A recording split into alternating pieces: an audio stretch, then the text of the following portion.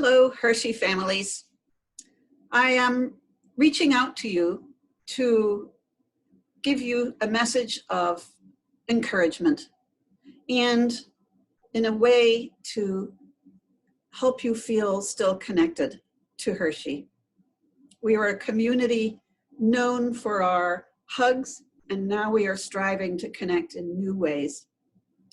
And while it will not be the same as physically being together, heart to heart, every effort we make to connect reassures our children and each other, and every connection matters. Science affirms for us that human connection is a fundamental, essential need to thrive for humans, more than food itself. So I hope that we will find many ways to connect during these unusual times. I feel and empathize deeply with every story I hear of how many of you are managing incredible, stressful, and complex situations. Many of you may be experiencing loss, perhaps loss of a loved one, or of income, or of other things that had brought your life much meaning. I understand and feel deeply for these challenges and stresses that you're navigating in your homes, managing the technology, the routines, your children's needs, all at one time. Take heart that your resilience and how you are navigating and managing the unexpected is a gift to your children. They are learning from you. It will be messy, and there will be many times we make mistakes and we say, oops, and we apologize to our children, and then we start over. Modeling how we handle our mistakes is also a gift to our students and our children. Be gentle to yourselves. I share your gratitude for our staff. I am inspired by their response to this extraordinary time. Next in line to you, they too are modeling incredible resilience, and they are reaching out to hold on to the connection with your child. Their courage knows no bounds. They have responded to the requirements to become distance teachers and remote learners. And within a day of the announcement, they were at home in their homes by themselves, learning incredible amounts of information and all this new technology that they would need.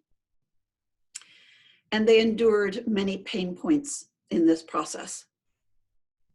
But they responded with creativity, with courage, and to work in ways they have never imagined. Never could they have imagined that they would be singing a song and recording it to share publicly. Never could they have imagined presenting a Montessori lesson in an empty room to be videoed. Never could they have imagined that they would be leading seminars and advisory groups through a screen and giving feedback to their students through a screen. And yet, they are learning new ways to connect with your children and to inspire them and to give them choices of engagement. This takes great courage. They are an inspiration. They are adjusting also how we teach and how we give feedback based on your observations and the feedback that we get from the students. So please continue to give us this feedback, to share your observations of your children in the home. And we will adjust to individualize and meet the needs of each child and each family. Thanks to this feedback that we've already been getting from you and from our students, we have some joyful discovery in the midst of all of this. What we are learning is that our Montessori children and adolescents, they have what they need for these extraordinary, unexpected times. Their innate human abilities that have been fostered, those skills and tools that they need now in these rapidly changing times, those tools of independence to adapt to new settings. They can think for themselves and be creative problem solvers. They are self-aware and self-perfecting, and all with empathy for others.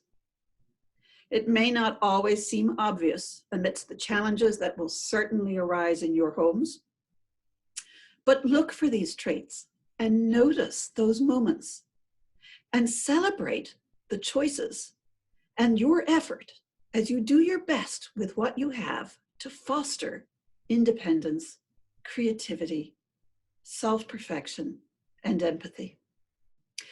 They will continue to thrive and be well equipped to adapt to these unfolding changes. Montessori parents have traits in common that draw them to Hershey. And one of those traits is an inherent trust in the child's potential. Also, respect for the child and adolescent. And thirdly, seeking earnest desire to offer environments that foster that independence and that creativity while deeply rooted in relationship and connection to community. When we meet again in person, we will celebrate your stories of resilience, your observations, how your homes transformed, the many new tools you learned and will keep even when your children step out of the home again. I hope you can join us for a Zoom gathering this Wednesday at 6 p.m. Eastern Time, that is April 15th, to share some of your observations and to encourage each other. It's a relaxed, informal gathering, but as a way to connect until we have physical heart-to-heart hugs again on our beautiful campuses. In the meantime, keep your courage, be gentle to yourselves, and be well.